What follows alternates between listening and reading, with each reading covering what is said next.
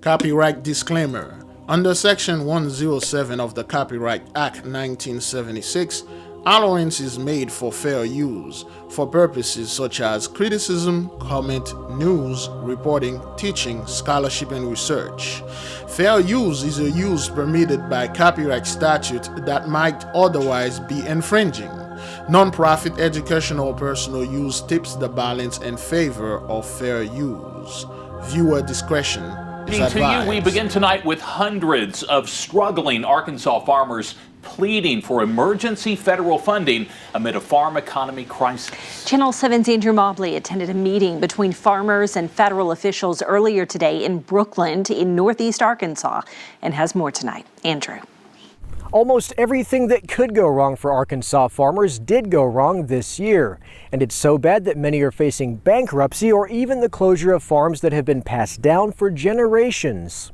A dismal global market and plunging commodity prices mean there's little to no hope of breaking even for many farmers, even as sky-high input costs rise because of inflation and now tariffs. Not to mention bad weather earlier in the year. This time last year, the rice price was about 40% higher than it is now. The inputs costs have gone up, so after a horrible year last year where most farmers in Arkansas Delta lost money, this year's going to be worse. Though President Trump's big beautiful bill provided a much needed update to safety net subsidies for farmers, they won't see those federal dollars until late next year, by which time some have projected that as many as 1/4 or even 1/3 of Arkansas farmers will face bankruptcy or be forced to leave the business amid the crisis the American ag economy is currently in. It's already taken its toll this year. I'm a sixth-generation farmer from Newport, and we made the decision to go out this year. In the spring. So my son will not be the seventh generation on our farm. 5 of my customers have committed suicide. That's how serious that this is. Today, Arkansas farmers gathered to share their struggles with staffers from the state's congressional delegation, pleading for Arkansas lawmakers on Capitol Hill and the governor to convince President Trump to provide emergency funding to help them make it to next year. We have to have ad hoc payments right now to make it through this year. If there's no emergency funding this year, there will be 1 out of 3 farmers will file bankruptcy. Their cries for help did not appear to fall on deaf ears. We're going to take your message, we're going to get it back to D.C., we're going to do everything we can to get you the help you need. Until the federal government steps in to save them, farmers have no one to turn to but God. Farmers, in my opinion, dear Lord, and it's only my opinion, are closer to thee than anyone else on this earth because we deal with your earth every day. Dear Lord, we're hurting, dear Lord. We can't help what's happened to us. It's hard not to be moved by the cries of the people who put food on your table. On your side, I'm Andrew Mobley. Drew, thanks so much. And in a joint statement, Senators John Bozeman and Tom Cotton, along with Congressman Rick Crawford, write that they are happy to continue to hear from farmers around northeast Arkansas and promise that relief is coming. They also say, we are proud to have delivered multiple forms of key support and assistance that combined total over $80 billion since last December. These reforms and investments, once implemented, will help address economic challenges and natural disasters to preserve family farms. Woo! Shalom, beloved brothers and sisters, Jews and Gentiles alike. Welcome. Thank you for being here. It is good to be here. Great glory to the Mighty One. All praises to the Most High God Almighty. Great love to the Holy Spirit, our Mother, the angels, the ancestors, the intelligences, the spirits. Everything is here with us. Because that's all we have to hold on to, man. There's nothing else out there. Today is actually, for me, it's the deck. September the 4th, 2025. Currently it's 4:49 p.m. I'm not quite sure what's going to happen in Loga. So I just make this a little bit early so I can take care of things. Now, beloved, what seems to be the issue? What's going on? Of course, we know over there in Arkansas, this is a state where mostly those people are not too friendly when it comes to our people.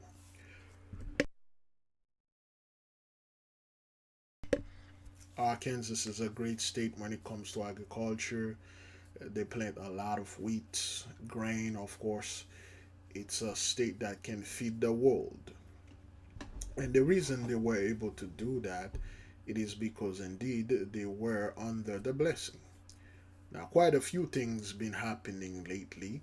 Even before that, I can clearly remember back in 2015, 2016, Sister Lisa used to make video on how much flood that used to happen in those areas, and she did say it will, to a degree, later on affected the price of food and the frequency of those farmers farming the land.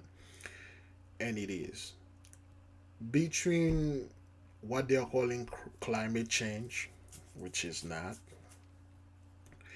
and their vote, who they voted for and what they voted for, it is destroying them. You can see this woman right here, she literally told you like there you go. 5 of my customers have committed suicide. So 5 of her customers have committed suicide. A lot of those farmers are taking their lives out.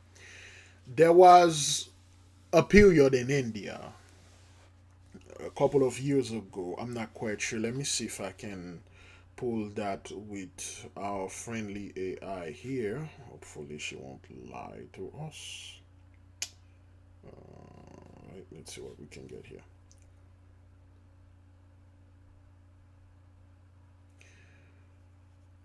A few years ago, there was a deluge of farmers' suicide. I'm not quite sure. Was it in India or South Africa? Yes, the phenomenon you're referring to is most well known in India. Over the past few decades, there have been significant numbers of farmer suicides in India, largely linked to debt, crop failures, and economic distress. This issue has been widely reported and studied. While South Africa has faced agricultural challenges as well, the large-scale, widely documented farmer suicide crisis is particularly associated with India. Let me know if you need more. Thank you. That will be all. You're very welcome. So a few years ago, that was around that time when the sister was making this, and India was having a lot of their farmers committed suicide. And the reason, as she just stated, because they were in debt, the crops were failing, they could not hold on. A lot of people think when they saw a farmer, they are super rich. For instance, guys like Bill Gates and Jeff Bezos and Elon Musk, those guys are not rich at all. A lot of those 83's that you think that are filthy rich, they aren't. They are just living on debt. Just like 83's blessing. It's not a true blessing. It's just an illusion of blessing. Everything is on debt. Everything is on stolen things. Beloved, one thing that I want my people to know, never think if you make your money, your fortune, on violence, crime, blood, that you are going to enjoy it with peace. Do not think, after all the horrible and terrible things that you've done upon this earth, and then you're going to enjoy it in peace, with peace, and above all, when you're no more here, you will rest in peace. It doesn't work like that.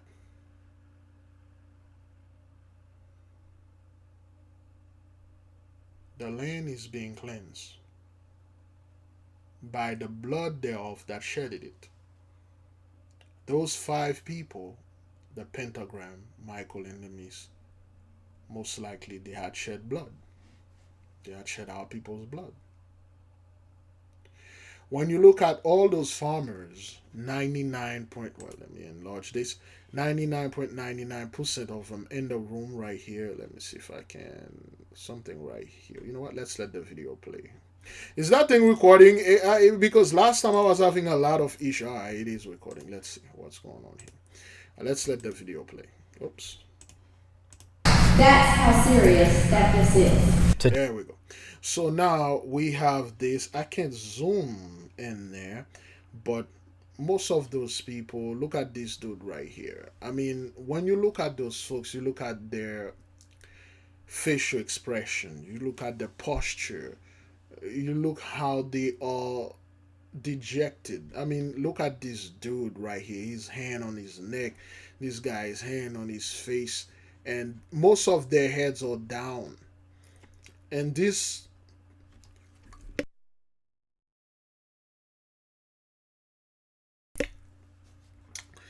person right here kind of look like a black man, so to speak, but he is white.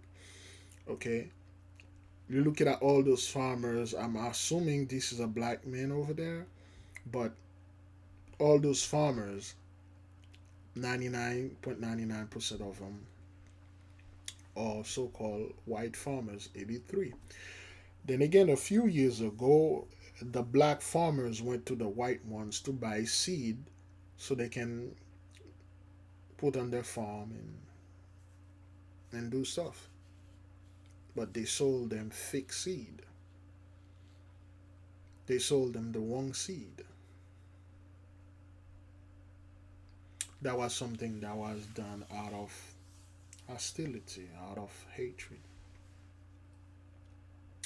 Now you got those dudes, they voted for this thing, and now they are losing money, so they are asking for help. Those are welfare queens. Those are beggars. They trick themselves to believe that whatever money that they made was because of their own strength, because they work hard, because they are good working, hard working American. They convince themselves that everything they are making, that is because they are so smart and they are so blessed by Jesus. They convince themselves that their government is evil. They don't want the government help. Well, in fact, they don't want the government to help anybody out there. Well, you guys are taking welfare and you are taking government aid, food stamp and stuff. Food stamp, I don't know where people are getting this thing. When you have a food stamp, that means you are in a certain salary position or economic state that qualify you for that. But those people over there, I almost say those people, but those people over there, they make it seems that if anybody you have food stamp or you're gonna have a little help from the government, you are a welfare queen. You're sucking their money. You're sucking their tax money. Well, I'm a hardworking American. You're taking my tax money. You're taking my this. You're taking my that. When in fact, you guys were the welfare queen. There's a TV show that came out in 2000. There was this white woman in there, and she was having a discussion, and they told her, well, how you were talking to the people. I forgot the name of the show. Anybody that, if you remember, you can put it in there. They said, well, how'd you get your money and stuff like that. She said Negro, black people something, nigger. She said nigger economy, and the person was like, what? She said welfare queen. I'm a welfare queen, and what? Well, she get it. She get money from the government every month. You got Brett Favre, okay, was a welfare queen, is and still a welfare queen. The whole thing going against Dr. Umar Johnson, which right now there's a rift in the system. A lot of those people are welfare queen. They cannot survive on their own, and they know that. They portray themselves as this tough guy. They can pretty much resolve everything, but the moment push come to shove, they dial 988. 5 of her customers have done this. Remember, I told you a few years ago when I was working in oil field, and I was in North Dakota, and there were farmers all around.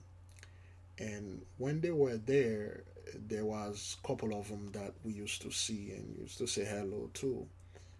And long story short, I don't want to because it happened a few years ago, 2018, 2017, 2018, 2019. They had children. They all gone. They all dial 9884 transport. They had husband and wives and stuff. That was during this opioid crisis, was destroying that place over there, and they had the alcohol crisis. Okay, they call this thing death of despair. Let me see if I can pull up a video. I'm not gonna play it. Well, I might play a little in it, but just for reference. Was it CBS or CNBC?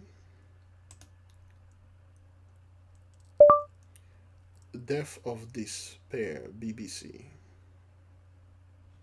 Okay, it's not doing anything.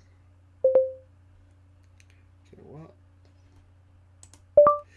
Death of Despair, BBC. Here we go. Here's the video. Come out of 6 years ago. Okay. We usually profile this video. What's killing America is white men, and when this documentary came out, they removed the comment. I'm not quite sure if they put it there. Yes, I understand. Okay, they turn off the comment. It was published, yes, on October 2018, and white men that time they were hiding it, and they're still hiding it. Okay, people are wondering why they had to brought so many migrant or immigrant alien here, because most of those white men, they are no more. And there's this dude, there's a great quote that he said. I'm gonna see if I can find a quote. Yeah, I think somewhere around there. In the machine, and it's time to get the hell out. Go. Russell is 63 and has lived in his family home for the last 40 years. Okay, this dude is 63 years old. You know, ever since he was 23, he lived in this mom and dad house. You know, either he inherited the house or they just let him live here for 40 years. I would love to live in my mother and my father or my family home for 40 years, not paying hish. 40 years would have been a blessing for me, though I'm not 40 yet. But this fellow is 63, and then this is what happened. Suffered with depression for decades. A few years ago, he was determined to take his own life. I just ran in here and I took the shotgun out, and then I looked at the dog and said, what am I going to do with the dog? And then I started putting another shell in the shotgun, because I thought I'd have to shoot her too. And she gave me this look that just said, what's going on? And I just said, I can't do this. I can't do this. What was going on in your life, Russell, that made you feel like you wanted to take your life? I mean, at the time I was alone. Alone? Yeah, Lonely. It was just me living here. I was lonely. And this is the type of lifestyle that is being promoted online now. Back in 2018, remember, they had this slogan that black women are the most single women out there. They can't get married. The black men ain't shit. They can't work. They don't want to work. They cannot work. They are lazy. They can't get married. You know, they're gonna stay single forever. Being single is the worst thing ever. You know, they used to do things like that. So now single is the all rage. Nobody want to get married. But why? Why is it that after 2020, marriage is like, everybody's like, yo, I'm an introvert now. This hish. You know, I don't want anything to do. Relationship is this. Women are cheating out there, men are cheating. People are acting like people just discover the word cheating or the word affair. As if, oh my God, I didn't know those things were going on because we are so Christian and things like that. The dude was lonely. There's nobody there. And if it wasn't for the dog, he would have killed himself. You see, we told you this. If you're not a natural born Shabbatite, and you're living alone, you're lonely like that, there's a very specific spirit that will creep upon you. And people would say, well, being lonely is the worst. Robin Williams told you no. I thought like dying alone or being lonely was the worst thing. He said no. It is people that you are with that make you feel that you're alone. Now this fellow, okay, he was one of those guys. Was a lonely man, 63 years old. Barely have anybody with him, and he was gonna kill himself. And then there's that quote that he said that I really like. And one dog. And loneliness can be kind of a terrible taskmaster. This is a tough country to live in. I mean, if you're not a competitive person, and I'm not, it's not easy. This is a true white man speaking here. They are not competitive. You think guys like Jeff Bezos and all those billionaires and those guys are not competitive at all.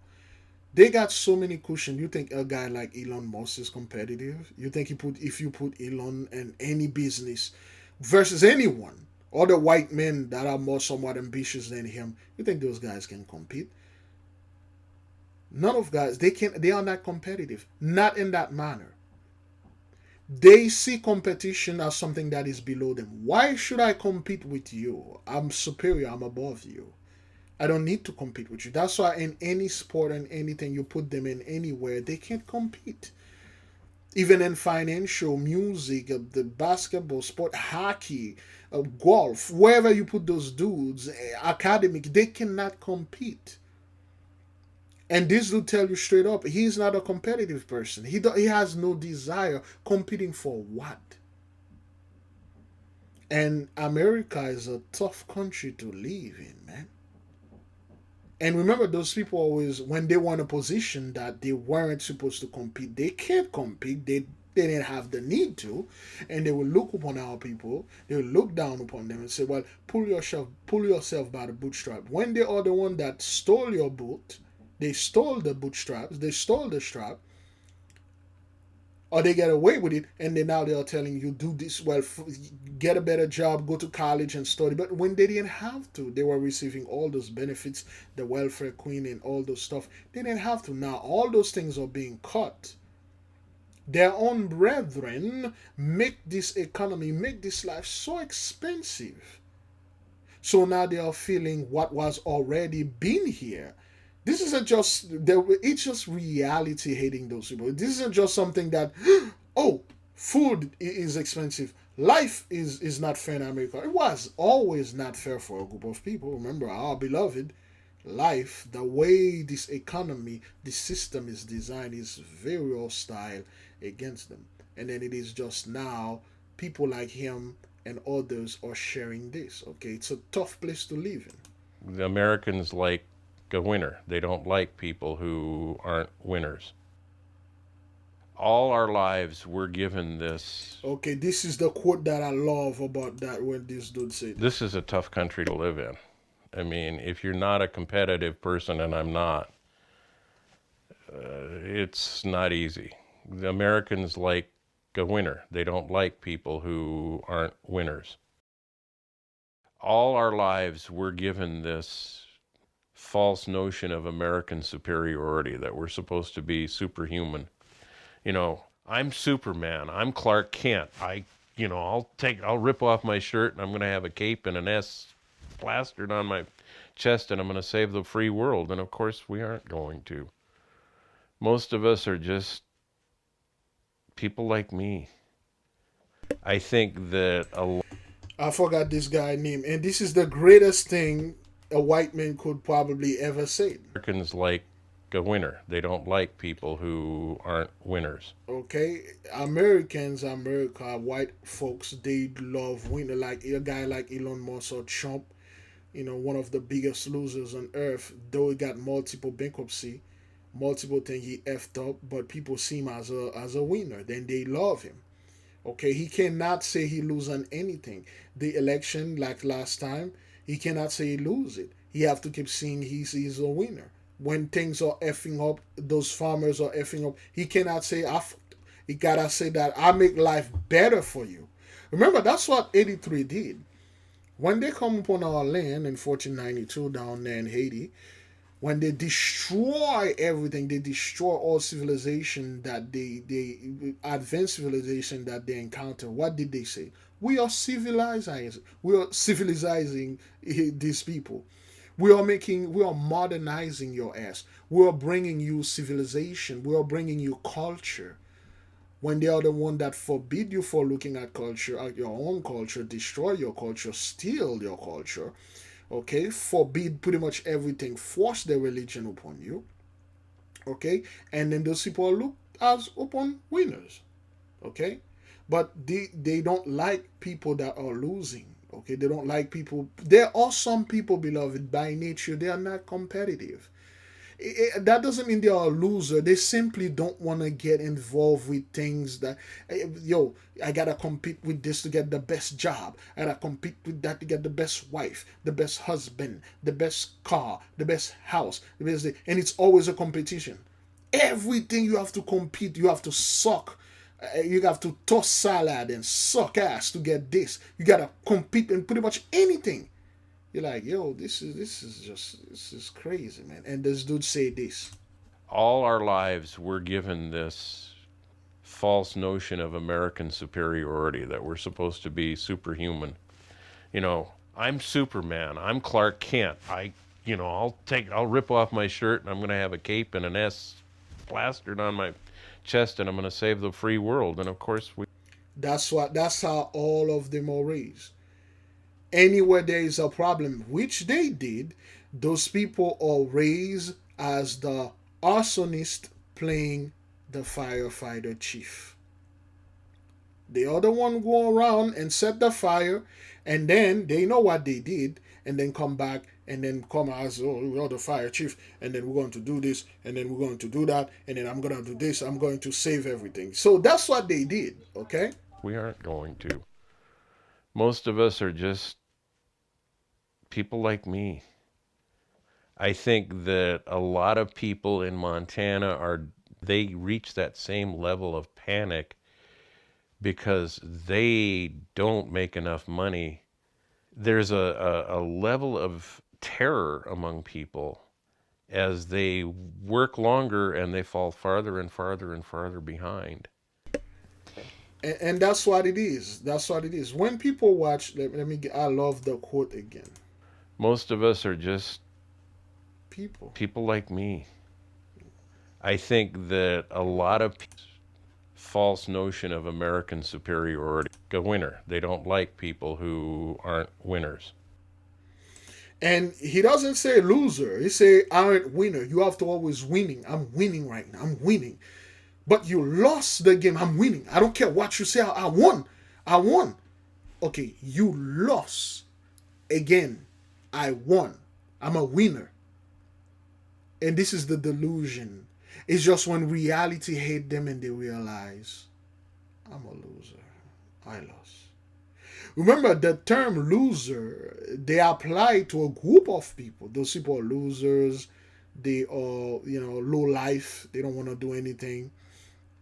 Look at them. Look at their brethren country around the world. Look at Africa. Look at Haiti. They are losers and stuff. When in fact, you people are the one that did this. You hide behind closed door, you throw rocks, you hide your hand, and then you say, look at this. Look at those people, places always burning down. When you are the one that went in the middle of the night, douse gasoline, set it on fire, and quickly come, and then now you put your firefighter suit and all your stuff like, we're going to put down this fire. All the fires that started around the world that you put out, you claim credit. You are the one that set them up. Up until now, this fire, you can't put it out because you didn't set it. This fire got out of control. This is a real fire. This is not a controlled burn. This is not something you can control. This is raging justice, comic fire. Okay? All right? All our lives we're given this false notion of American superiority, that we're supposed to be superhuman. You know, I'm Superman, I'm Clark Kent, I'll rip off my shirt and I'm going to have a cape and an S plastered on my chest and I'm going to save the free world. And of course we aren't going to. Most of us are just people like me. That's what it is. And they are raised to think like they are the savior of the world because, of course, Jesus is white, God is white, they are the saviors, and they have this superhuman strength, this power wherever they are. Oh, we gotta put and give those people democracy. We have to civilize them. We have to do this. We have to bring democracy over here. We have to go in China. We have to go to Afghanistan. We have to go over there and give them that American democracy. We have to go in Haiti and occupy them. We have to go everywhere. We have to go this. We have to do that. That's what you guys do. And then when you left, the country is worse than it was when you came in. Because you are not there about saving people. You are not a savior. You are a destroyer, a destructor. You destroy. Everywhere you go, you destroy pretty much everything. Look at how life is right now. Things are very expensive. Rent is expensive. The mortgage is expensive. Food is expensive. Cars, everything, breathing, everything is expensive. Not because there is a shortage of things, because you made it like that on purpose. It's more like a rage quit. You know your time is done, is up. You know, you like, fuck it, if I can have it, no one else can. I'm gonna F up this. I see people do this all the time when they are renting a place and then they are evicting them out of the place. They can't pay the rent. And then before they leave the place, they destroy it. They destroy the bathroom. They destroyed everything because they are angry. Like, I couldn't pay the rent. It's not my fault. It's not me. I effed up. It's the owner. This is his fault. Charging me for rent. I'm going to destroy it. Not only for the owner, but for the next person that is going there. I don't care if that stay on my record or whatever. I don't give a crap about that. And then they effed up the house, they effed up everything, while there are other people that are supposed to come and live in this house. But the blessing, like any house, it can be rehabilitated, it can be remodeling, it can be refurbished. Or it's just clean this house and do stuff and then build it back up again, and that's it. All right, so that's when the era where they had this suicide going on, and then a lot of the farmers were committed suicide over there in India, and then the white farmers too were doing the same thing. However, what this guy just said here, let me close that, we're done with this. However, what this guy said here, most of those guys are not winners. Most of those guys are people like that fellow we just watched. Boy, I forgot the name of this dude. He's 63 years old, and I really love the quote that he said. You know? So all those dudes, and this is who they truly are. They're not Superman. Those are the one that you expected to save the world. Those are the sitting here and begging their government for help. They can't even help themselves. They vote against their best interests. Those are the people that we're all going to, control and provide for the world. Oh, don't bite the hand that feed you. We feed the world. No, you don't. You feed off the world. You are a parasite. Without a host, you cannot survive. And now you do not have one. Today, Arkansas farmers gathered to share their struggles with staffers from the state's congressional delegation, pleading for Arkansas lawmakers on Capitol Hill and the governor to convince President Trump to provide emergency funding to help. Okay, emergency funding. I mean, look at those guys' face, man. You know, not one, upside down smile only. And those dudes, they are pissed off, they are tired. They like, we can see through the illusion now. And we need money. All of you millionaires, billionaires, hogging up pretty much everything, but nonetheless. help them make it to next year. We have to have ad hoc payments right now to make it through this year. If there's no emergency funding this year, there will be 1 out of 3 farmers will file bankruptcy. So again, you got those are your typical white dudes that like the other dude. He like most of us, or like people like me, we are not competitive. Those guys, you have to prop them up. You have to keep giving them blessings, support, in order for them to do anything. They can do anything on their own. They grow up like that. They grow up with all the aid, all the cushion, all the surplus, all the auxiliary power, all the auxiliary help and aid. They grow up like that. Family, generation after generation, free land, free labor. And then those are the people that enjoy all those free stuff, and then now they want to work for it. It won't work like that. That's not how it is. But nonetheless, beloved, the reason why this is happening because of Genesis 15 verse 13, and he said unto Abraham, know of a surety that thy seed shall be a stranger in a land that is not theirs, and shall serve them, and they shall afflict them 400 years. Whatever you want to say, 1619, 1625, 1624, 1617, whatever it is, you cannot stop the Most High's wrath. The wrath is here. The Holy Mother is in the midst. 1619, 2019, 400 years over. Right after 2019, the entire world got shut down. And people think, okay, well, this thing that happened in 2019 because, this thing got shut down, we're gonna recover from it and stuff. Well, this is the thing. In 2020, it wasn't a shutdown. You were locked out.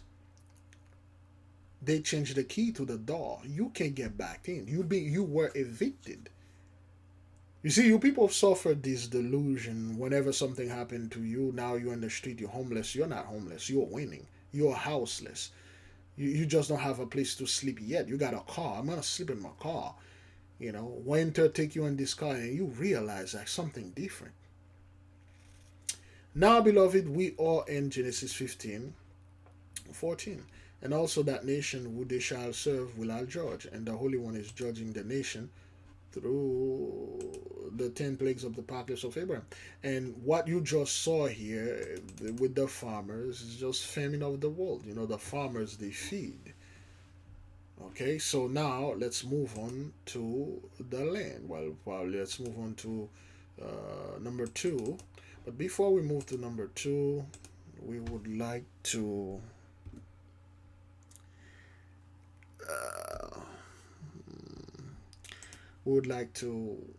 add, to bring the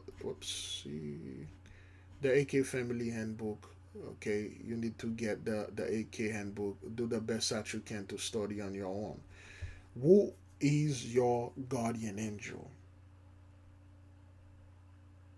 What is your element?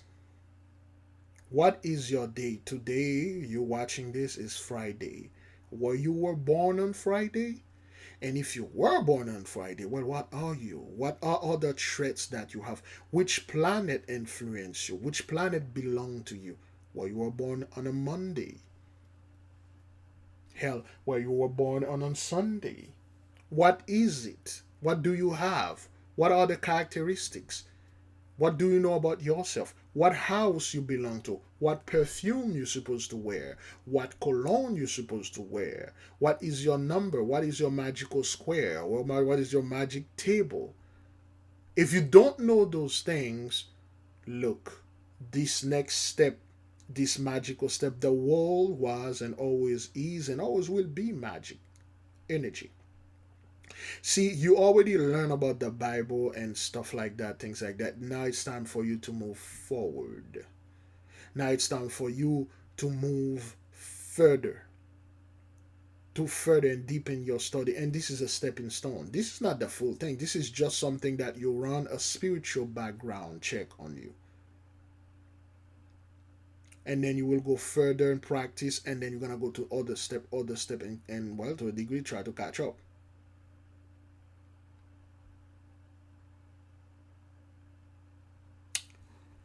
and you can join our Patreon class. The link for the book is in the description, and the link for the Patreon. Join our school and let's study together.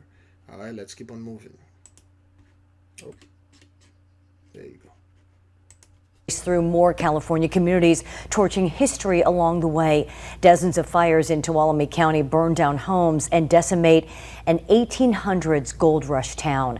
Associated Press pictures show the destruction by the largest of the fires sparked by lightning. Residents of the historic town of Chinese Camp were forced to leave their homes. Fire crews are now spread out to attack multiple blazes tonight.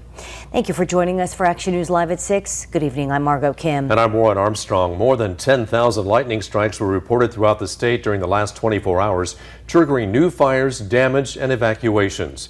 Here's a look at the wildfires impacting multiple communities in Central California right now. In Fresno County, crews continue to battle the growing Salt Fire and Garnet Fire. Fires are burning in Mariposa County, and the TCU Lightning Complex fire is made up of 22 separate blazes burning to the north. The CAL FIRE map shows evacuation orders and warnings in effect for the fire scorching Tuolumne and Calaveras counties. More than 13,000 acres have been consumed by the complex fire. The 6.5 fire now comprises about half that acreage since it first sparked late yesterday afternoon. Team coverage tonight on the wildfire battles. Our team is in the studio watching current conditions for crews and the impacts of steady wildfire smoke causing an AccuWeather alert. We'll check in on the progress to contain the Garnet Fire burning in the Fresno County mountains, but first. Now, people think this fire over there in California did stop. It never did. It never did stop. It kept going on. The Grand Canyon fire, they never contained it. They just don't report it. We told you at one point you would not be able to stop slowing this or avoided it. Now, you just heard they are talking about the 1800 gold rush town. Those are the town that they had, during this time, they had the blessing and stuff like that, the 1800 gold rush and things like that. They were making money and all those good stuff, and which is a reminiscent of the blessing. And that's why the Holy One is destroying those places.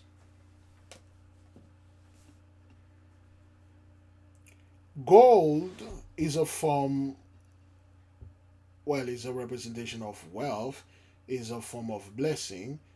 The town that flourished during the gold rush, a lot of those things when they say gold rush, beloved, it's not about gold rush, man. It's about a lot of them. Oh, good grief. I'm very tired. I don't want to fall asleep now. Maybe I did fall asleep before, I don't remember. And I'm hungry too. All right, okay, let's do this. Yes, indeed. So, a lot of these things, beloved, concerning this gold rush, they are saying, a lot of them weren't. The gold were already there. Those people are acting like, well, they worked so hard to get this gold and, processing it and stuff like that. Get out of here, man. Okay, let's keep on moving. We go to Action News reporter Brisa Colon live with the firefight and destruction in Tuolumne County. Brisa. Margot and Warren, we are here off of Main Street in historic Chinese Camp. You can see most of this town has been decimated by the blaze. This building right behind me just has a few chimneys left standing. And at this point, the fire is still very active with no containment, and crews expect the weather to be their greatest challenge heading into the next several days. This is a lot of history that was lost. A lot. I mean, destroyed. It never gets easy coming up and seeing someone lose their home. Nearly 2 centuries worth of stories reduced to ash, smoldering rubble, gutted cars, and charred brick.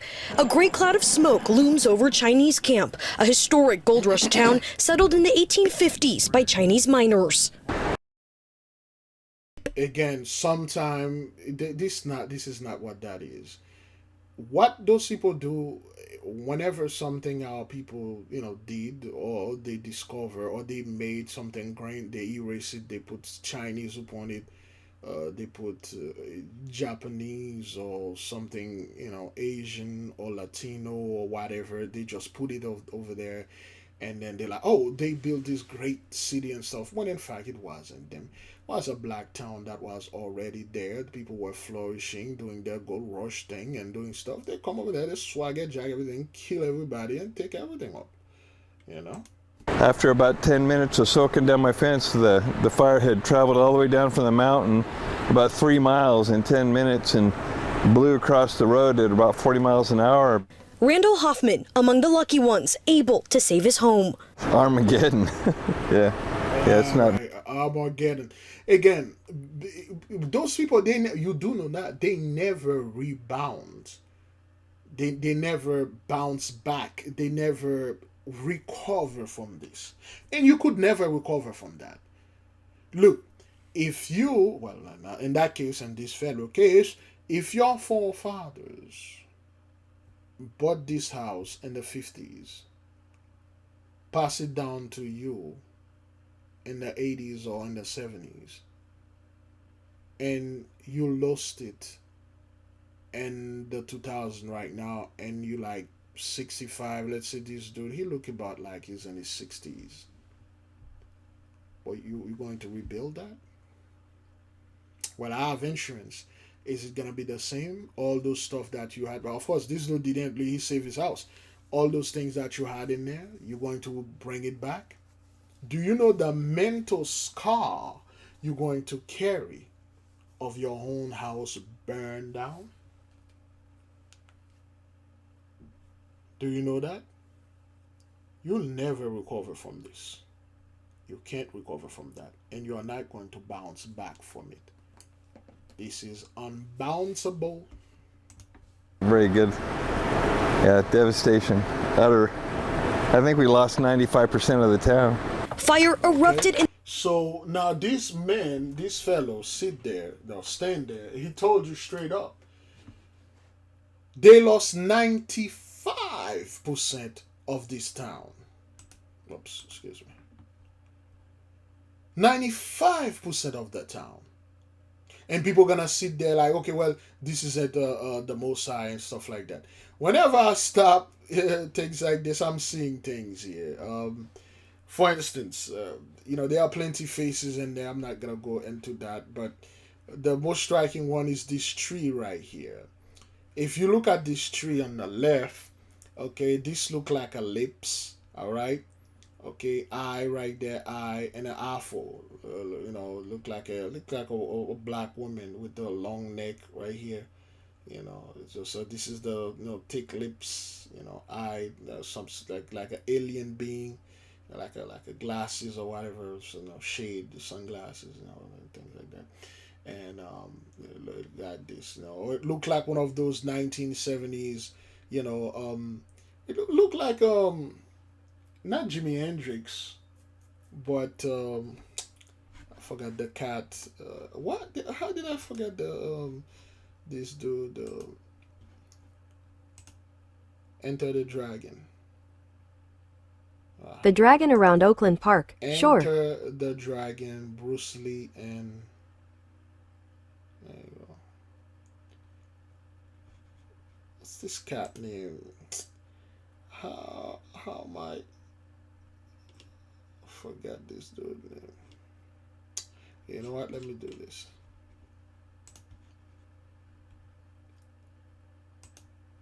Enter the Dragon, black actor. Jim Kelly. How did I forget about the great Jim Kelly? I always confuse him with Jimi Hendrix.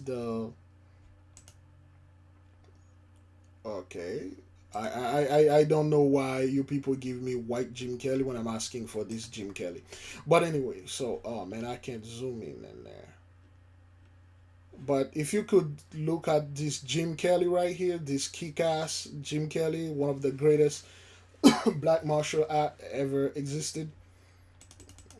Let me paste what I found. Jim Kelly, actor. There you go. This is better, okay? And then when you look at this right here, my mind always do this. Look like some Jim Kelly alien looking. You can see the sideburn right here, by the neck, by the lips right here. and then the neck go down there, and then the afro, go right here, and then he just poke his head, he just perch his head like, yeah, what's up? What's going on here? But of course, the trees are alive. For those of you that watch the movies and study with us, they are alive. So this Jim Kelly, he just Jim Kelly perch his head to the left, but this dude make it to the right. Just like this sideburn. You can see the sideburn, just like Jim Kelly had this sideburn, but the sideburn, reach a little bit closer to his lips. But anyway, beloved, this is just Big Levi doing his. There are a lot of stuff in there in the fire. You can see being angels, these things and that thing, and all this stuff. If you got the spiritual eyes, you can see. Let's keep on moving. In the blink of an eye, Tuesday, as lightning struck, an estimated 16,000 strikes in a matter of hours are responsible for igniting at least 22 fires spanning across Tuolumne and Calaveras counties. Live cameras captured the moment the largest blaze exploded in size.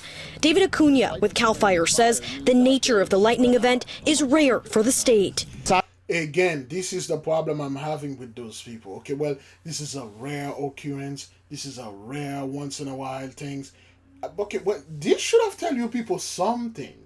This should have raised your ear like something is going on. And what did we do to deserve this? What did this town did to lose 95% of it? And this dude looking at this, he said, out of 100 house that were there, 95 of them are burned down. Only 5 of them are left, mine and 4 other people. And they do that, well, this was like 16,000 like strikes, it's 10,000 and within a few hours and stuff. But somebody is mad. Whoever live in the skies and those clouds is mad. Of course, to Christian, it's the devil, it's the demon that live in the stars and the skies and the cloud. It's the demon. Anything that happened like that, it's gotta be Satan. Satan is after you.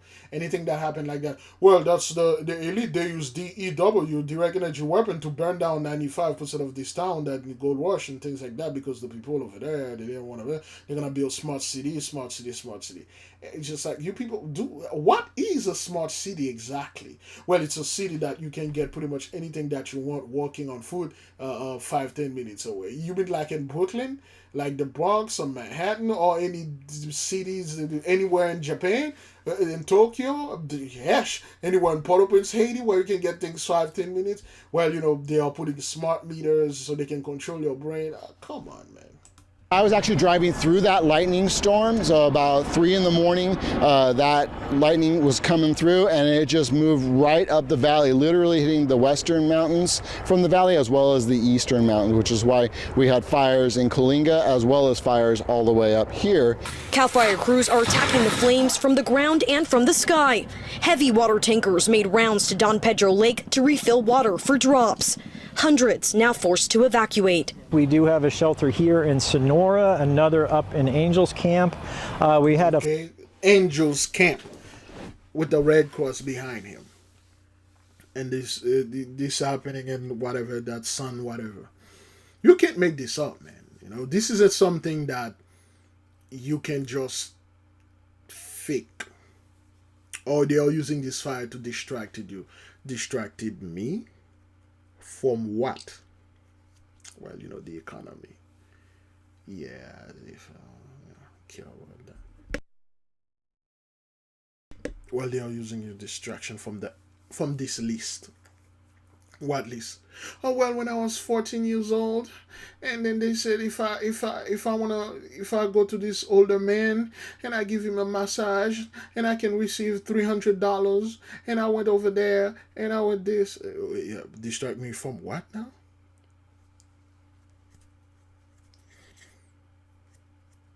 See this hash over there? It's real, son. The name, the angelic name, the ancestors, the stuff. Okay, the Red Cross, the Blood Cross, the American Red Cross, disaster service. That's all that called. This is only disaster. Been servicing you disaster. I'm not talking about the actual Red Cross. I'm talking about the justice. Okay, A fluctuating population of people that evacuated.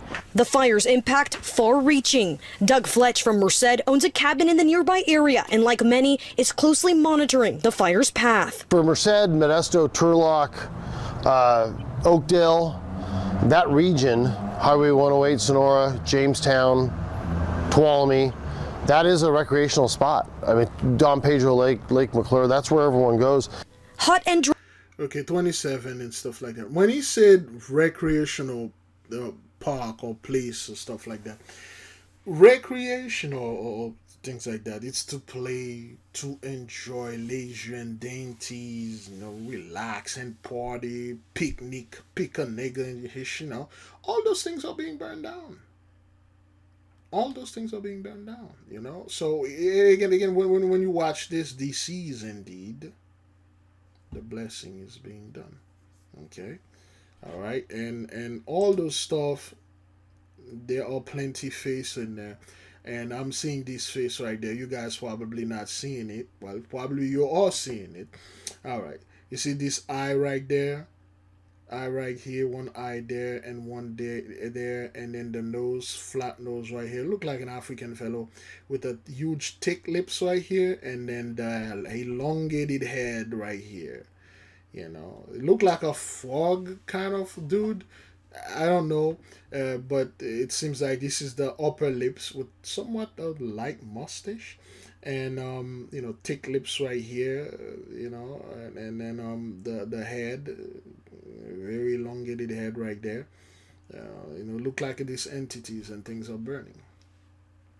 Again, when we do things like that, we show you, when we study in private on Patreon, we show you where it come from. This camera that they are shooting, they are filming and try to capture this image, it's a 3D camera, so to speak. Can only see this reality, but sometimes the other dimension overlap on it. And if you have spiritual eyes, you can see it. Okay, it seems like this dude is looking to the right there. Okay, again, I don't know if you guys can see it. I don't want to sound like this guy that have this this mental issue that he can see face with but anywhere that no one can actually see. Okay, let me do it again. This is the head, like an egg head. His head is shaped, elongated skull. All right, this is the chin right here. This look like some kind of black beard. Some kind of black beard connected to it. A long black beard running over there. There's just a long beard. It's like a dude with a long black beard, and the wind is blowing his beard that way. So you can clearly see the thick lips right here. Okay, the lips right here, the thick black man lips. All right, excuse me. The thick lips right here, and up there you can see the upper lip and the nose, left nostril, right nostril, is that what that is?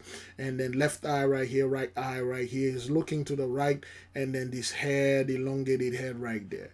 All right, so that's what we see, when we, at least that's what I'm seeing. If you can see it, let us know in the comment board, in the chart play, in the chart board, the chart comment, or whatever you want to call it, or write it in the story, write it in the comment section how long we are and do good grief. Let's keep on moving.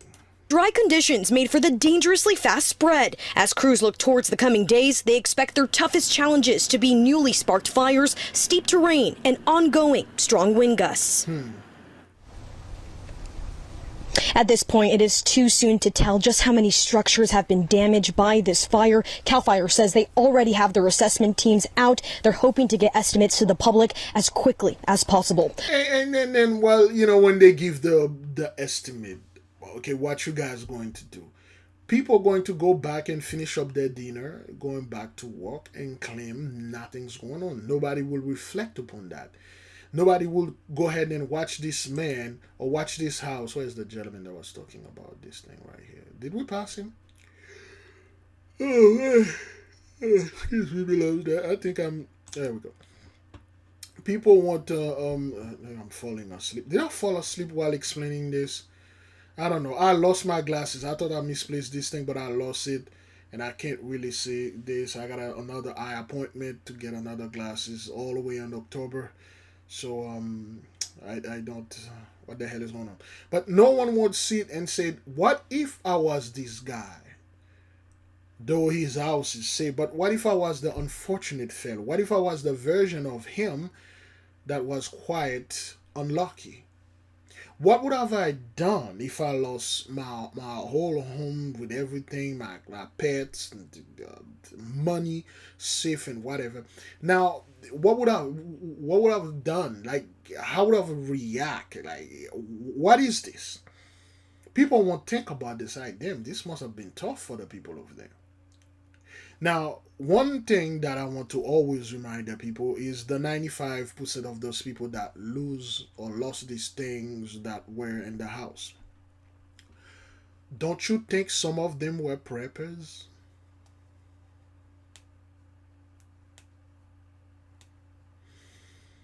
Don't you think some of them were off-grid?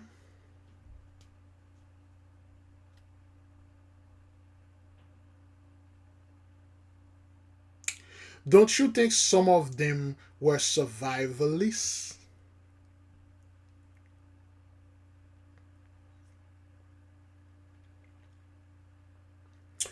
Don't you think some of those people had food storage? They had medicine and all the medical stuff in there, prepping for the grid to go down. Money in the safe, they would draw the money from the bank and keep it physically there.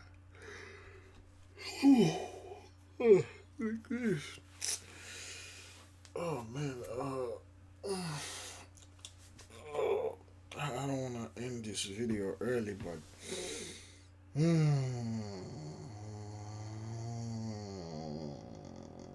that's not good. All right, let me.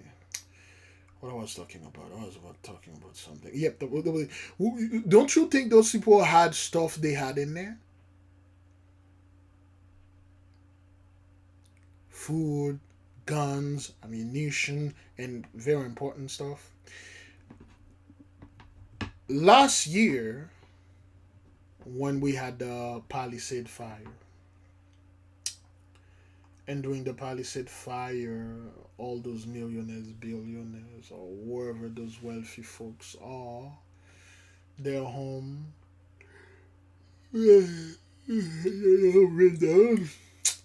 Okay, alright, you know what? Let me just, I'm hungrier than I thought. If I eat, I will stay up. No, that's not true. When I eat, I go straight to sleep. No, man.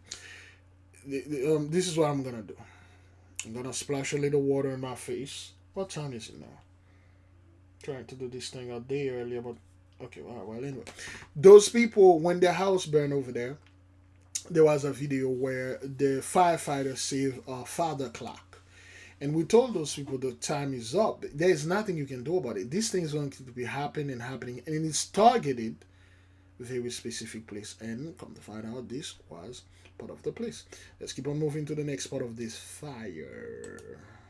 All right, fire crews in California are fighting a massive blaze in the Central Valley right now. Lightning strikes across the region sparked dozens of wildfires, now burning almost 14,000 acres.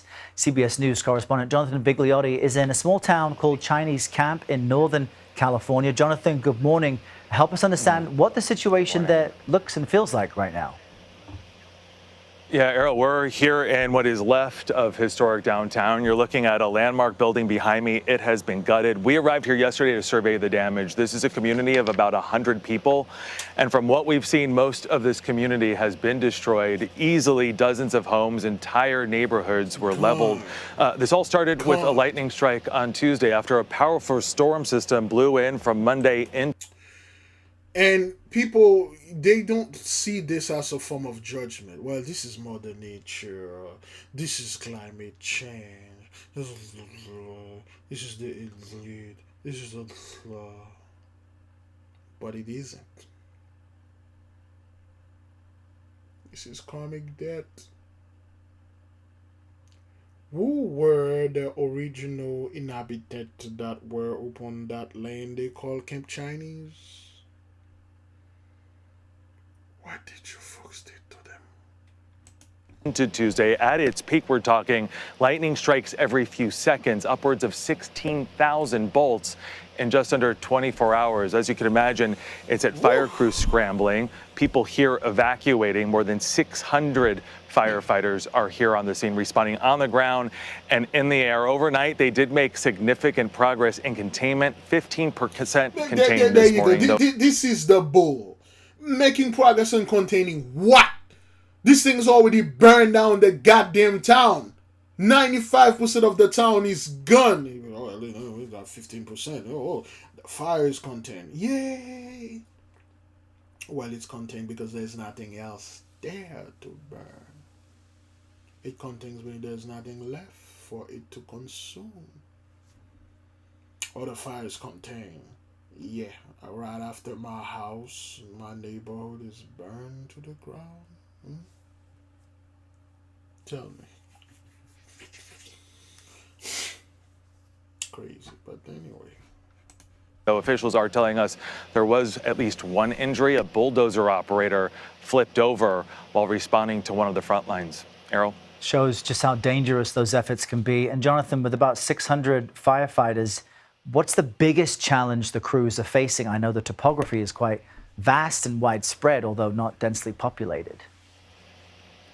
That's correct. And right now the fire has retreated from populated areas. It is in more rural, rugged terrain, but 14,000 acres were burned. That's a lot of hot spots. And then you add wind to that. We're expecting more wind in the coming hours, and that runs the risk and the threat of kicking those flames back up, Errol. All right, Jonathan Biglevi out in California for us, where it's I don't know if you guys could hear me snoring or sniffling. But anyway, let's keep on moving. CBS News Bay Area Afternoon Edition with Ann Makovic. Right now on the Afternoon Edition, firefighters battling a complex of wildfires in the Sierra foothills sparked by lightning.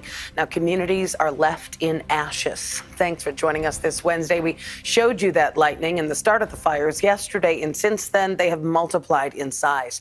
CAL FIRE says almost 20 square miles have burned in Tuolumne. 20 square mile is no joke, man. 20 square mile is freaking big. Is that as big as Fort-Lauderdale? Is that what that is?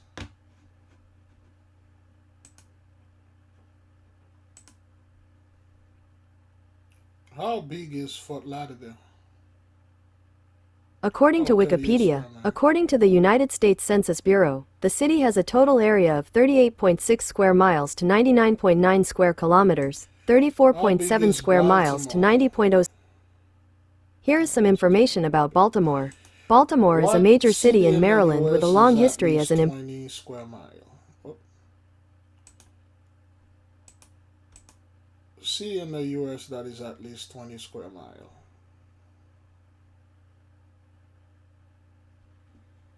Okay, let's see. Sitka, Kansas, 28 square mile. Anchorage, Alaska. Well, no. What is this? Okay. Why would Anchorage is 2,700 square mile? Juneau. I don't know why. What the hell is this? Is that Google Gemini AI overview? It gives me country. Never mind that. Let's keep on moving. Calaveras and Stanislaus counties, and there is no containment.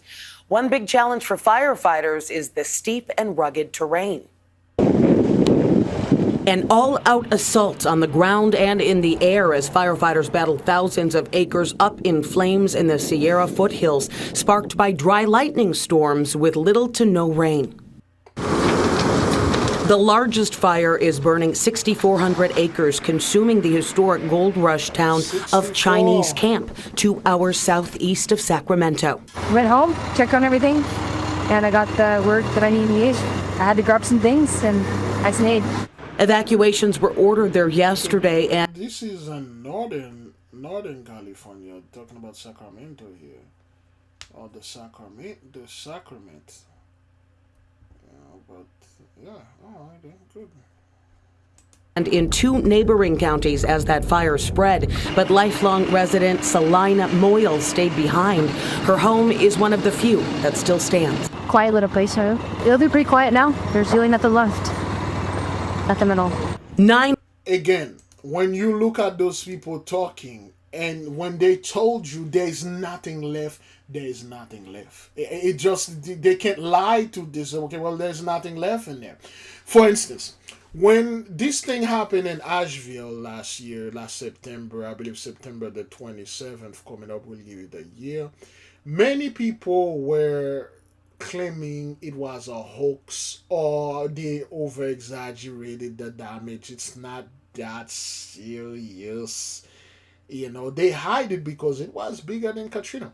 Till this day, I was talking with a sister the other day, and she's like, yo, I'm watching Disney or whatever. She was doing something on her phone or TV, and they had a Katrina documentary 20 years later, you know, Katrina and stuff like that happened in 2005. And then, you know, 30 years later, Katrina this, Katrina that, and stuff like that. Well, I mean, you people, you guys are losers, man. That's 20 years ago and stuff. When is Asheville gonna get their ish?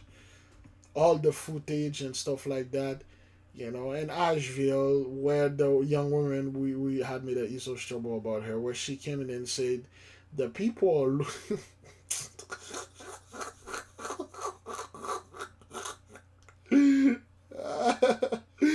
people are looting the place, but in the middle of all that, people are looting this. This is not uncommon when you have a fire like this, and then people are freaking looting the place, man.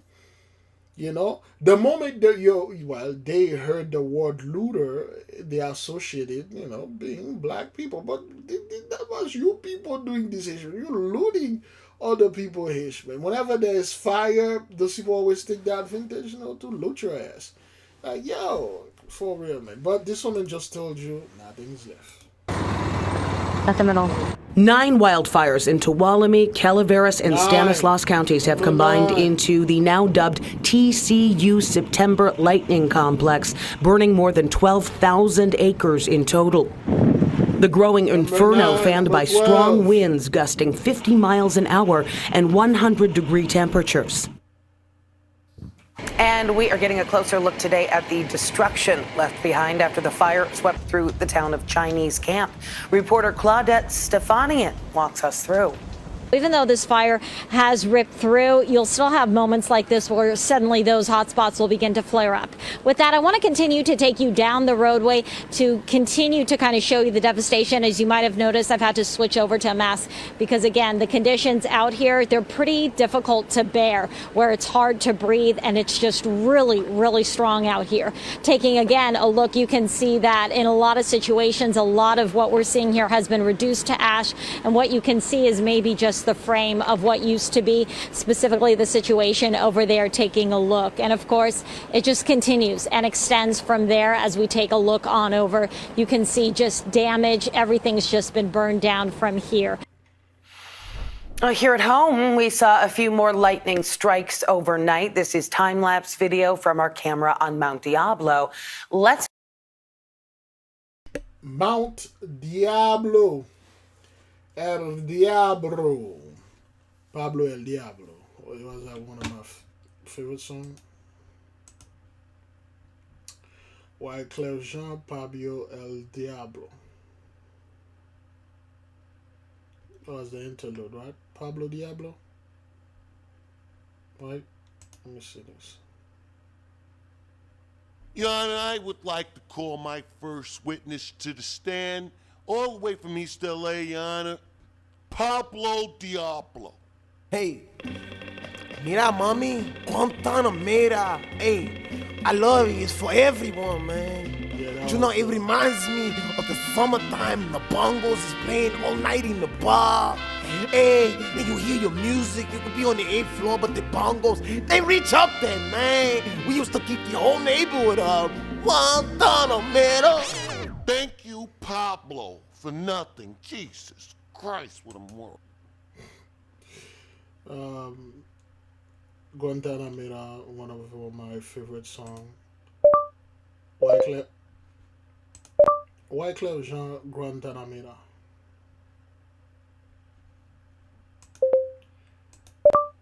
Wyclef Jean Guantanamera.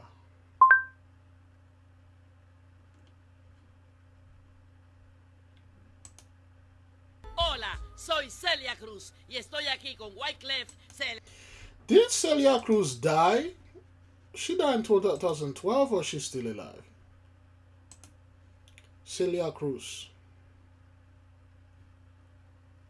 Selia Cruz died. Oh, 2003. She died a very long time ago. Yeah, I can remember that. Celia Cruz died a very long time ago.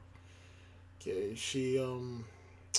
Celia Cruz was something else. She was something else, man. You know, Queen of Salsa. Then again, when you heard the word.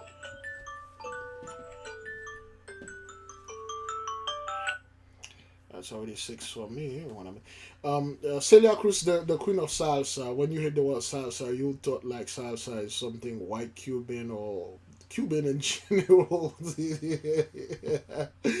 Those people, none of merengue, all those form of music, they never did. They never did invented that. Okay, this is Celia Cruz right there. Celebrando el carnaval, azúcar. Guantanamera. We are here in Miami, the sun. Guajira, Guantanamera. Worldwide. Guantanamera. Guajira, Guantanamera. That was then. This is now. Welcome to the carnival. The arrival. Come on, Spanish Harlem. Boogie down Bronx. Manhattan. Back to Staten. Guantanamera. Hey yo, I'm standing at the bar with a Cuban cigar. So, when they say Pablo Diablo, I just, do this. It remind me of Celia Cruz. She died a long time ago. She was born in 1925, Queen of Salsa. Salsa was big in the 1950s, the 60s, the Cuban miso things was big in the 70s. But anyway, so let's keep on moving with this, all right? Let's get over to First Alert meteorologist Zoe Mintz. Zoe, any more potential for that dry lightning today around here? Luckily, no. We are going to continue to see more moisture, cooler temperatures making their way across the state, and we need it. Whatever. Let's keep on moving. This $1 million yacht was caught on video as it sank off the shore of Turkey, just 15 minutes into its maiden voyage. Woo! Oh, man. The most I have a great sense of humor, of course, $1 million yacht. Seems like 83 can enjoy Hish these days, man. As panicked passengers and crew jumped overboard.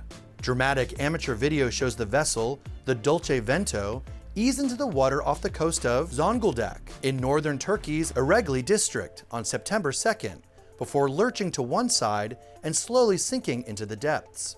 The person on shore holding the camera may have been in a state of shock over the unpleasant ordeal, as they filmed in complete silence for over 5 minutes.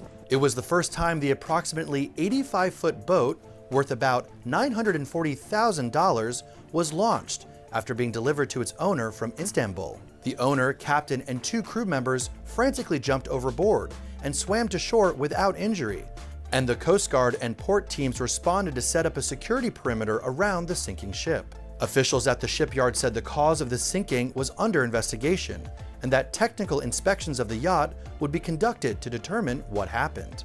While a nearly $1 million yacht going down is nothing to brush off, at least it wasn't a $4 million Lamborghini Technomar, like the one that sank off the coast of Miami in May. Around 30, but again, like we said, it's just like all those people, they think the blessing is the same. They go out there, clout, enjoy, partying and stuff. That's not what that is, man. Bikini-clad influencers took the luxurious Lambo out for a spin in the waters off Miami Beach on May 3rd, only to have their hopes for a picture-perfect jaunt sink when the posh yacht started taking on water. The Coast Guard and a Good Samaritan boat swooped in to get everyone off safely, with many of the influencers able to save their most prized possessions, including a MacBook and a $350 bottle of Clase Azul Gold tequila. Talk about precious cargo. But anyway, those people cannot enjoy life the way that they used to. Is that thing recording? Is that what that is? All right, then it is. All right, let's keep on moving. A complex of fires in Northern California continues to burn. Those fires, more than 22 of them, were started by a series of lightning strikes Tuesday. And since that time have destroyed several structures. NBC's Liz Kreutz has the latest. Firefighters still fighting to gain any ground on the multiple fires blazing throughout Northern and Central California. What is the biggest challenge right now? The main thing is the weather that we're dealing with 15-mile-an-hour gusts of wind potentially in those steep and rugged terrain areas. That access makes it very difficult. The series of fires, 22 in just this one complex, a product of nearly 10,000 different lightning strikes over 24 hours. The most destructive of the fires ignited late Tuesday near Yosemite National Park and quickly spread throughout Tuolumne County. The flames, fueled by critically dry grass and brush, creating an eerie, smoky haze across the Sierra Nevadas and destroying several structures and forcing evacuations. It's gone. This is what you have, what's left. And that's it. I just don't have the words for it. There is no word for that. There is no word for that. Now, again, beloved, when you listen to those people, thoughts and souls, and, well, if they have one, spirit, or their words, do that look like a group of people that are going to come back on top? Is this Jacob's trouble?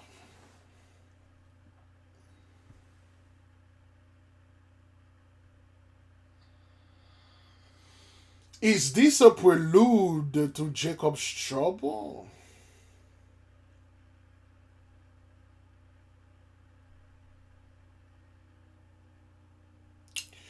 Is this a way when you look at those people say, man, can't believe the Christian church going to come back on top, the Pope gonna come back from death, and then gonna kill the other Pope and stuff like that. America gonna get another 400 years. That those people over there in Turkey or Lisbon or wherever that train station thing happened, killing 15 people, the economy doing well, America back on top again with the manufacturing job, food is cheap, they no more AI, the houses and stuff like that, another round of blessing, a bunch of people coming here and chill. Take everything, another blessing. 83 on top again, doing that thing. Nobody bothered them. They got all the money. These dudes don't care about now. Oh, hell no. Not like that, man. This is not what this thing, it's not where it's heading up right now. This is something different. This is something, yikes. This is something else going on. There's no word for it, and frankly, there is none. I just don't have the words for it. In the path of the flames, the small town of Chinese Camp, a historic gold rush town and refuge for Chinese miners driven out of other mining camps in the 19th century. At its height in the mid-1800s... That's not what that is. Chinese weren't run out of other mining. When we studied the book Black Labor, White Wealth, it was black folk, they were running out of this mining competition and killing them and murdering them and take everything. You guys do a little AI thing here and say, oh, Chinese and stuff like that, but that's not what that is, man. That's not what that is. I mean, look at the way the people are sitting in the car. This dude is standing. you know, and then all of them is wearing like this weird hat and stuff like that. Get out of here. Town housed more than 5,000 residents. Today, the town has a population of just 61 and is designated as a California historic landmark. The Beal family owns the Chinese Camp General Store, the town's gathering spot. What is it like to see so much of the town destroyed? I just feel so bad when I see on the news. I just really want to cry. Images show the history lost, an old post office among several structures destroyed. When it's such a small town with so much history, you can't really rebuild it. Yeah, that's all gone. There's not much left of the original Chinese camp now. Meanwhile, in Washington state, the rattlesnake fire burning over 4,000 acres. This, the stunning view from a U.S. Air Force plane. Okay, they barely talk about the Washington state, the rattlesnake's fire. Okay, 21 hours ago, you know, this, okay, well, they keep giving me. Let's look at the 4 hours ago. People living near the lower Sugarloaf fire in Chelan County are being ordered to get out now, while others are being told to be ready to go at a moment's notice. This is burning 17 miles west of Iniat. The fire has burned 37 acres and is not contained, and officials say it sparked Monday from lightning. Now, this is a time-lapse coming up of the Wildcat fire burning east of the Cascades. It forced the Forest Service to shut down the Natchez Ranger Station, while nearby campers had to pack up and leave. At last check, it's about 2,700 acres with a 0% containment. And U.S. Forest Service officials say lightning is to blame for a fire that just sparked in the North Cascades. The Red Mountain Fire is burning near the North Fork Sauk River, not far from Glacier Peak. The fire is affecting access to nearby trailheads. Traffic is allowed to leave the area, but those roads are otherwise closed to traffic. The fire has grown to about 1 acre in size since it started just after 6 last. Okay, so going about 1 acres to 4,000, crazy. So weather now, a new series of wildfires is burning in Northern California. Officials there say they were sparked by lightning and have burned nearly 14,000 acres. That is happening. All right, let's finish with the fire. I think that's the last one, right? 9 fires are burning tonight, part of the September complex lightning fires. You can see them all grouped together here on CAL FIRE's incident page. So far, there are more than 9,300 acres that have been collectively burned. The fire that's posing the biggest concern right now is being called the S5 fire in Tuolumne County. Let's show you. We're seeing some new video out of the historic town of Chinese Camp. We're done with that. As an urgent investigation is underway, an iconic streetcar derailed in Lisbon, and the death toll now rising to 17. The streetcar, packed with passengers, suddenly hurtling down the hill at around 6 p.m. Wednesday evening. Smashing into a building, say eyewitnesses. In video of the aftermath shared on social media, that streetcar badly destroyed. Tourist Russia Abdo on board the bottom streetcar with her husband and son when it too suddenly accelerated downhill. It was blurry, full of dust. We couldn't see anything. I took my son. I asked my husband, is a doctor. I said, please go up to see if you can rescue someone. It was too late. Emergency crews then working to rescue those trapped inside. At least 20 people injured, including a 3-year-old child. The world-famous tourist attraction running on giant cables up and down a steep hill, carrying millions of visitors and locals each year on a 3-minute journey. Transport officials say strict safety protocols and regular recent checks of the railway were carried out as Portugal observes a day of national mourning. Guys, one official... So, again, you see this thing reoccurred where a lot of folks are on vacation and a lot of them didn't come back. They went there in Lisbon, Portugal. You know, that was like back in 2020. A lot of people are moving to Portugal. You know, things are better over there. That's really, things are cheaper. People, you are seeking place to live. You live to a place that is cheap. Do you know what that means when you go to a country where everything is cheap? To live there, look what happened to this train. You know, and people were moving to Spain and Italy. If I had a choice to go in Europe to move anywhere, I would go to Germany. Of course, France is, there's no such country as France. It's a node of Haiti, a satellite over there. You know, Haiti was the main place, and France was just a province of it. And most of Europe, they were, well, if not all of Europe, were province of the Haitian Empire. There is, I'm not gonna go into this because it's just too much. Another time I'll go to the Emperor, Faustin Suluk, what the Emperor did back in 1850. But nonetheless, let's keep on moving. Oh boy, we're getting some more rain. Okay, this is let me see.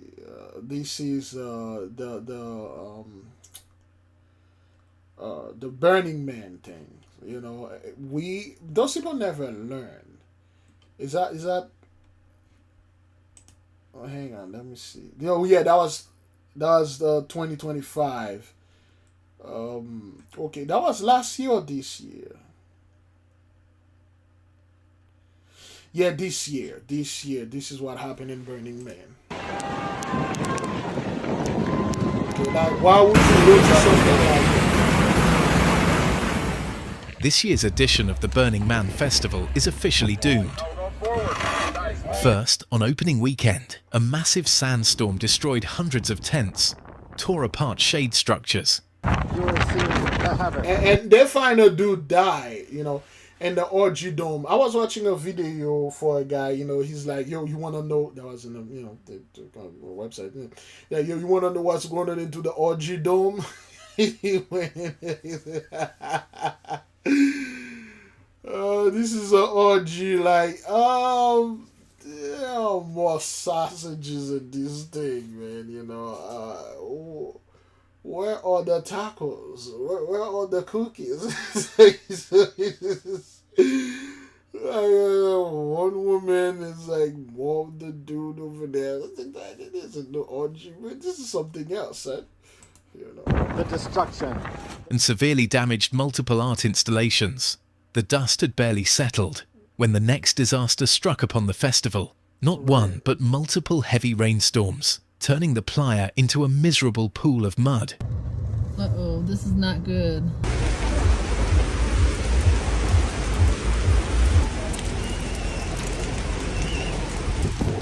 On Sunday evening, roughly 24 hours after the dust storm, heavy rains swept over Black Rock City, transforming the flat desert floor into something entirely different.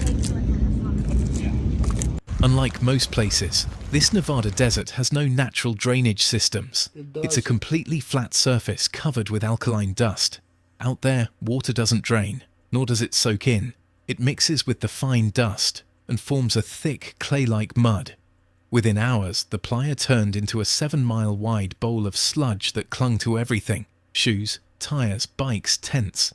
One witness described the chaos. So just walking the 10 feet or so over from the tent to the car, all these footprints, just look at my boots. Like, it's kind of heavy to pick my foot up. There's that much extra weight on there. Camps that had just rebuilt after the sandstorm now faced a new battle, keeping their shelters dry as water seeped in through every gap. I don't know why people still think they could have got this thing somewhere else, another place, but they have it there. I'm not against any of the pleasure or the debouchement or all those things. Yes, things like that's supposed to be done. But you have to know that the blessing is done. You can't do this hish again. Right after 2020, they never had this problem up until now. How long we're into this thing? Oh boy, it's already 1:30. 30 minutes, 6:17. All right, I'll stop here. I was trying to do this thing more. Should I stop here, come back later?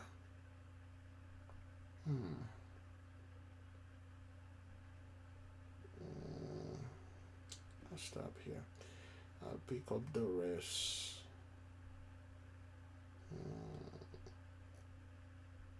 I'll pick up the rest later. Alright, beloved, I will leave you with peace. I will leave you with love. I say shalom.